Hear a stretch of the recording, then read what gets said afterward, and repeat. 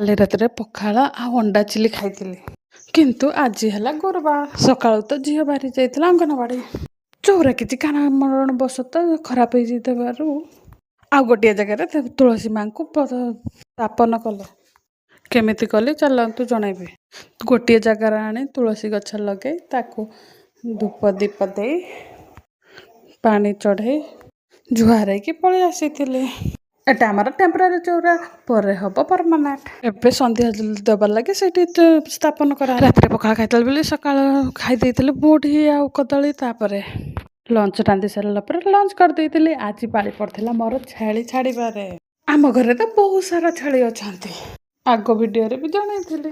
ଏବେ ସବୁ ଚଢ଼େଇମାନଙ୍କୁ ଦେଖି ବହୁତ ମନ ଖୁସି ଲାଗୁଛି।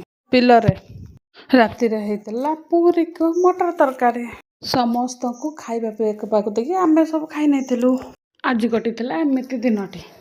ମୋ ଭିଡ଼ିଓରେ କେହି ସପୋର୍ଟ କରୁନାହାନ୍ତି, ତଥାପି ବି ମୁଁ ଭିଡ଼ିଓ ବନେଇବି। ମୋ କାମ ଦ୍ୱାରା ଟିକେ ବି ଭଲ ଲାଗେ ତାହେଲେ ଲାଇକ୍ ସବସ୍କ୍ରାଇବ୍ କରିଦେବେ। ଦିନ ସାରାର କାମ କରି ଆଉ ଛୁଆ କଥା ବୁଝି ତଥାପି ବି ଭିଡ଼ିଓ ବନାଉଛି। ଆଉ ଭିଡ଼ିଓ କେମିତି ଲାଗିଲା କମେଣ୍ଟରେ ଜଣାଇବେ। ପ୍ଲିଜ୍ ଆପଣମାନେ ସପୋର୍ଟ କରିବେ।